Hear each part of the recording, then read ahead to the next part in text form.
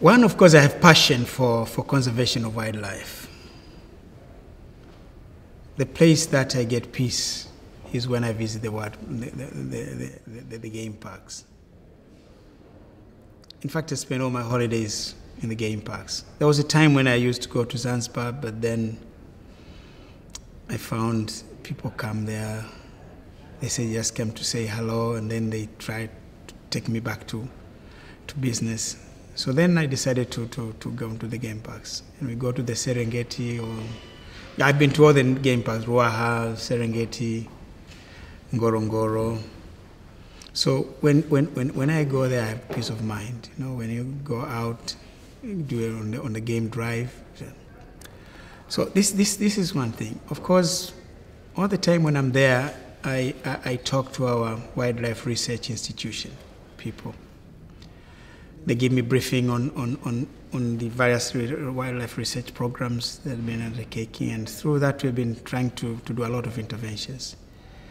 There was a time, for example, they briefed me that, in fact, I asked a question, why are there no hunting dogs in the Serengeti? They told me they were there, but they decided to leave the park. They were living on the fringes of the park. They were preying on the sheep and goats of the Maasai. In this human-wildlife conflict, the Maasai decided to kill the hunting dogs.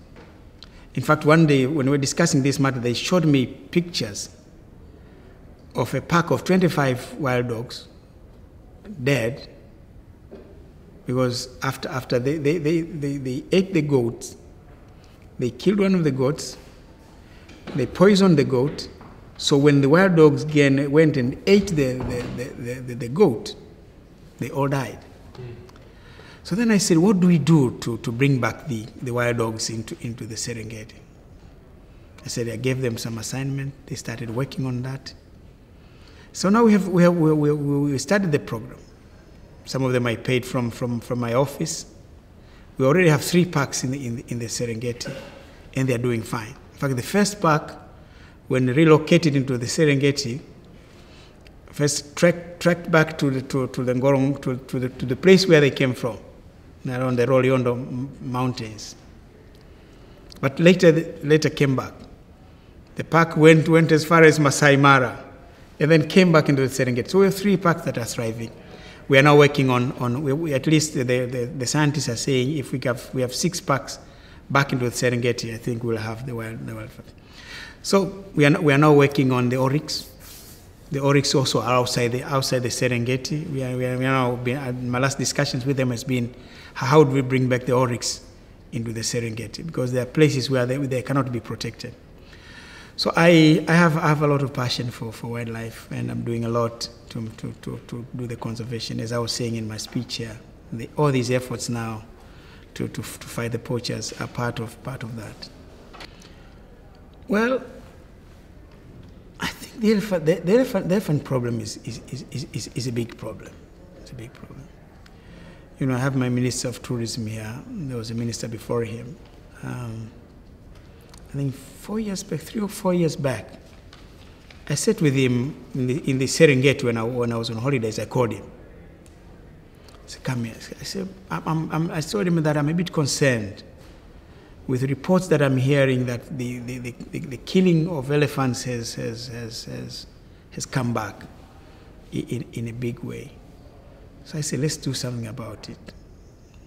And then I told him 3 years ago that if you think our game rangers cannot manage, I'm ready to order the military to come and help. So I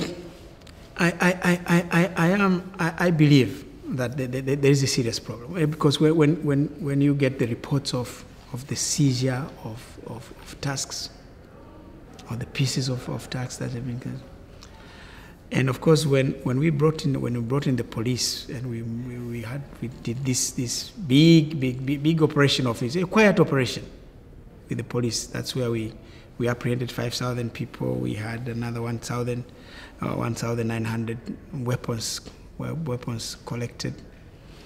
So it shows that there is a big problem. Of course, not all the poachers are into the elephant poaching. Some of them are into the game meat, the game meat business. Serengeti is losing over close to 60,000 animals every year for the game meat business. So the problem is big. So I think what the Frankfurt Zoological Society would really help us is do a census of the elephants in the country. How many there are in the game parks? How many of them are outside the game parks? So that after that we'll get now a much more clearer picture. As I was saying in my speech, my observations, that last time there was a time they said 42,000 elephants were killed in 1 year. Somebody, in one of the reports, I said 42,000 elephants killed. Have you seen the carcasses? Because if it is in the Selous alone, 42,000 for a year, it's huge numbers. But people just come up with those statistics. I said, no. I said, this is frightening. This is frightening. So let's do a proper census, and out of that census, we'll know exactly where we are. Well, I've already taken that decision. As I said, 2010, I deployed the police to work with the game rangers.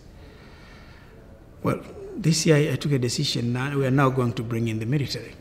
And I think the task force has been established under the command of one of our army generals, like last time, and they're ready to go. I'm sure any time from now, the operation will be underway.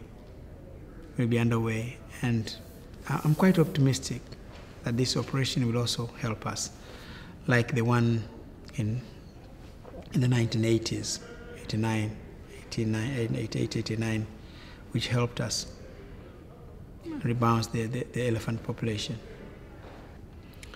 One, I would not be surprised. I would not be surprised if some of the elephant tusks that being caught there pass through the port of Dar es Salaam, because these guys are amazing.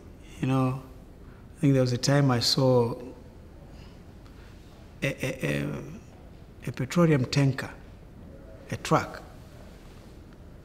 People thought that this tanker was moving petrol. But the tanker was full of elephant tusks, So the guys are amazing. I wouldn't be surprised. But what kind of support do we need? Of course, there is support we need in terms of the anti-poaching efforts that we are undertaking. But also we need now to strengthen our port, the surveillance at the port.